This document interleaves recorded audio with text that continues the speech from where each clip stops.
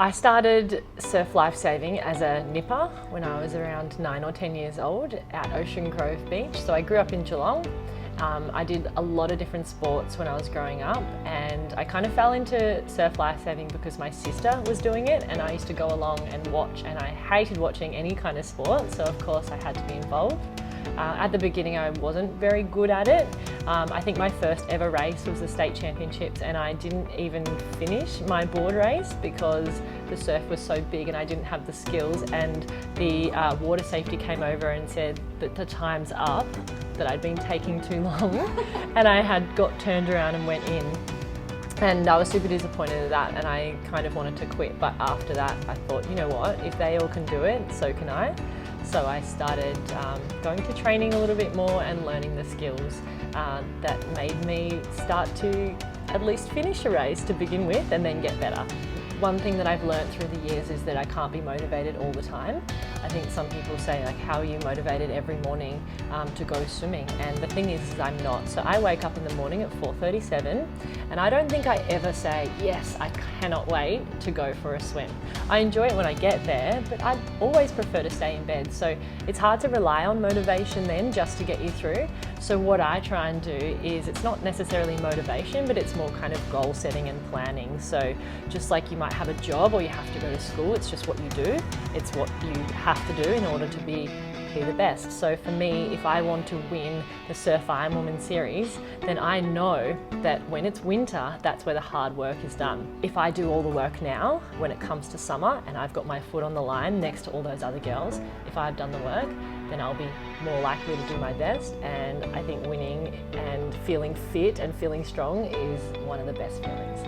My greatest achievement to date would probably be winning the World Ironwoman title. So it was over in the Netherlands. It was a few years ago now, but that was probably my first ever big race win. And it came off the back of a really challenging time where I broke my jaw. So I had my jaw wired shut for 6 weeks.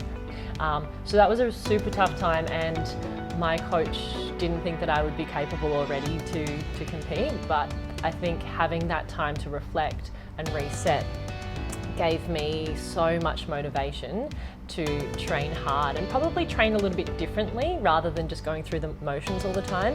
And so when I got back to training and I had about 8 weeks of solid lead into those championships, and when I headed over to the Netherlands and raced and ended up winning, I was just, I guess, overcome with emotion of what I'd been through and then what I had just accomplished. Doing a challenge for me will really help with keeping and sticking to my goals. And as an elite athlete, it's easy in a way for me because I have a coach, and so I'm accountable to my coach, and that's something that I have to do. I have to turn up to training, well, most of the time, and if I don't, then it's on me and I'm not going to get any better. But in everyday life, for people who are active, there's not really a coach telling them that they have to kind of turn up and go. So that's where I think goals and challenges are really key, because you don't wake up and be motivated every day to exercise. You kind of need that planned out.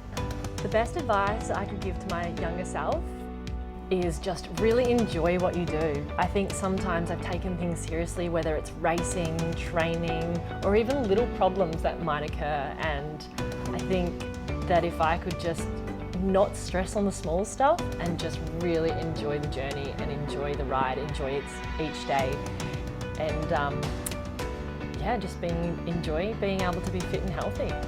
My career aspirations, I've ticked off a few things. So I've won the World Ironwoman Champion and board race, and recently the Ironwoman Series Champion, but I've never won the Australian title, so the Australian Ironwoman Champion title. So that would be on my list of things that I would like to achieve. I'm so passionate about people, or young people doing sport, that any kind of platform that encourages them or encourages us to engage and do something consistently, I think is just so important. And I think the greatest thing about PUML with the challenges is that, it's easy to say, oh, I'm going to be more active now, or I'm going to run every day, or I'm going to do this. But so often we say that, and then it's so easy to just get caught up with life, or things are busy and you just forget about it. But with PUML and all the challenges, you start something and you've got to keep going for a month, or sometimes even longer. And that's when you start to develop a habit. And then habits are things that are, once you've learned it and you've done it so well, it's so much easier to have that ingrained in your life and your lifestyle. I think that if you do what you love, it doesn't feel like a chore and it doesn't feel like effort.